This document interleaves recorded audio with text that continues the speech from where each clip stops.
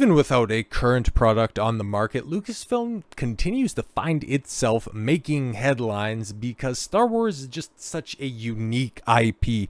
We talked about it recently with Andor and how it's a ratings darling, unless of course your online persona is all about hating all things Disney Star Wars, but we've talked about that recently enough, don't need to drudge up old conversations. But it's so funny, right, how people, there's a bunch of people, a not insignificant portion of the Star Wars fandom that thinks that George Lucas Star Wars is the only Star Wars, that the OT is the only Star Wars. But that's very difficult to parse out, because are we talking about all of George Lucas' original trilogy Star Wars?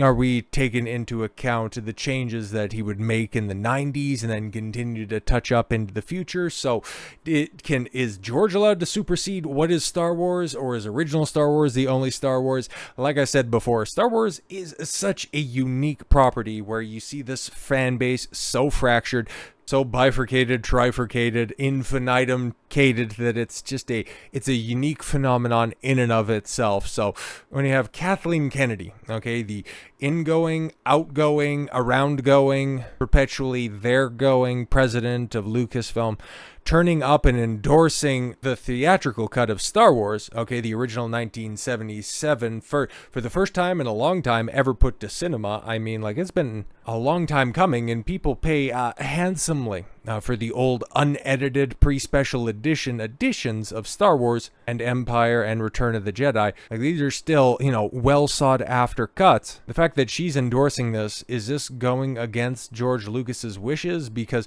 he never wanted these screened, but Kathleen Kennedy shows up at a screening to go, yeah, no, this is legit. Okay, it's kind of different to what Warner Brothers did. I don't know if you guys missed this story, but recently the Joel Schumacher cut of, Batman Returns. Yeah, Val Kilmer, rest in peace. His take on Batman and his take on Bruce Wayne. That movie has a Schumacher cut that's a little bit different. I'm not too sure of some of the changes, but Warner Brothers sent a cease and desist to the theaters and ended up getting that showing canceled, because Warner Brothers is an infinitely smart company. But I guess, hey man, this is probably on the short list of smart decisions Kathleen Kennedy has ever made as president of Lucasfilm. This has got to be one of them, okay? So, kudos and flowers where they're due. On June 12th, 2025, Lucasfilm President Kathleen Kennedy made a surprise appearance at the BFI Film on Film Festival in London to introduce a historic screening of the original 1977 print of Star Wars. Later, subtitled A New Hope. Did you guys know that originally Star Wars wasn't Episode 4, it was A New Hope? Thanks for clarifying that. This ultra-rare Technicolor dye-transferred print was shown publicly for the first time since 1978, drawing enthusiastic crowds and sparking excitement among fans. We've seen Star Wars, Dave Filoni, Jon Favreau, and all of the brain trust that is over there at Lucasfilm milk this IP for all it's worth, but the one thing, there's a couple of things that they could do, like remaking the original trilogy, but if they wanted to make a quick buck, re-releasing the unedited copies of Star Wars, just putting out physical releases for those, that would be the most profitable thing you could do with Star Wars, and that you've likely ever done under Disney's stewardship of the brand. How is it even possible for this print to exist? Apparently, it was quietly preserved at BFI, a National Archive, all this time.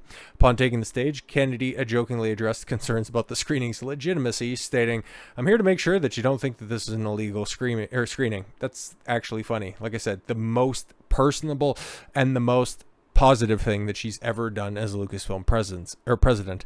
Yes, apparently some fans actually thought that it was illegal to show this cut. Kennedy's presence underscored the event's significance as she emphasized that the print's rarity, noting, "I'm not even sure there's another one quite like it," which is, that's wild.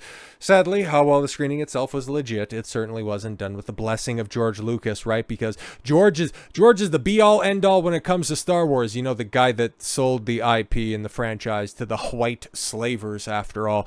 It's only him.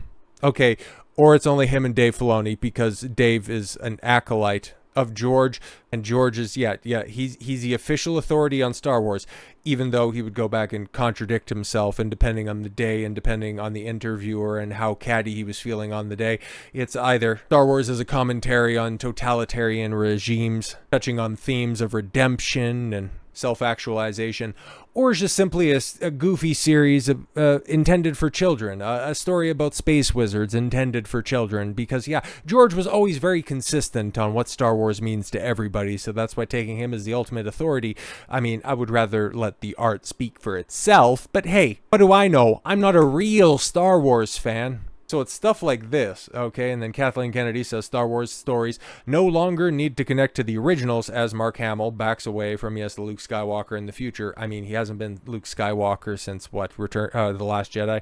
Oh, no, right, he was a Force ghost and stupid Rise of Palpatine. But is she saying this in the context of Andor being the most successful thing that they've ever done? At least on Disney+.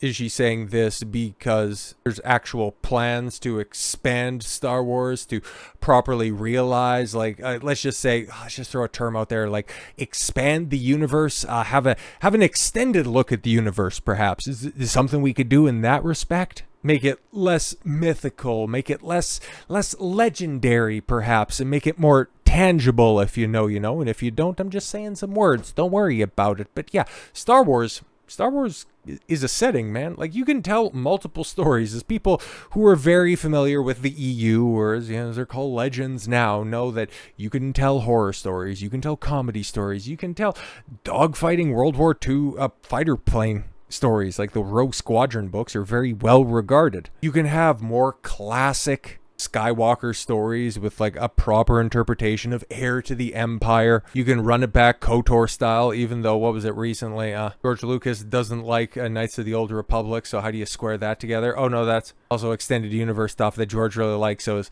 KOTOR not real Star Wars? I also need to get the definitive take on real Star Wars fans, what they think about KOTOR, because I can't, just look at that game and how well it's beloved by multiple different fan bases and go, yeah, no, that obviously adds to the canon of Star Wars. But no, I don't have a white beard and I actually have like a defined jawline, so I can't be an authority on this stuff. But no, allowing Star Wars to, heaven forbid, grow up and expand its landscape, can we possibly allow and plan for that? Well, according to Kathleen Kennedy, maybe. Kathleen Kennedy doesn't think that the future of Star Wars lies in honoring its past.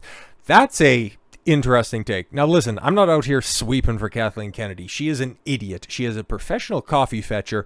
But when somebody is right, you gotta say that they're right. You gotta be objective about this stuff. I don't like her. I think if she were to step down, it's probably too little too late, but it would definitely go a long way to potentially fixing some problems. But would it ultimately change everything? No, of course not. But moving beyond the desires of somebody who no longer owns the franchise, who were disregarded in the minds of other fans by his introduction of Jar Jar Binks, the key to everything. But yes, Lucasfilm President Kathleen Kennedy is once again under fire from long-time Star Wars fans, who at this point in time, I just kind of think that they really like one or two movies and that's about it, and then they just try to lord that over the rest of the franchise and allow for it to be incapable of expanding. And it's not like, everything else that they've done has been a home run. Most of it is sucked ass through a straw. Just because it has doesn't mean that in the hands of competent people that it can't be elaborated upon. This time a new comment she made at the promoting a rare theatrical screening of the original 77 cut of Star Wars at the BFI Film on Film Festival in London. The showing featured the original cut of the film, famously unavailable on a modern home media.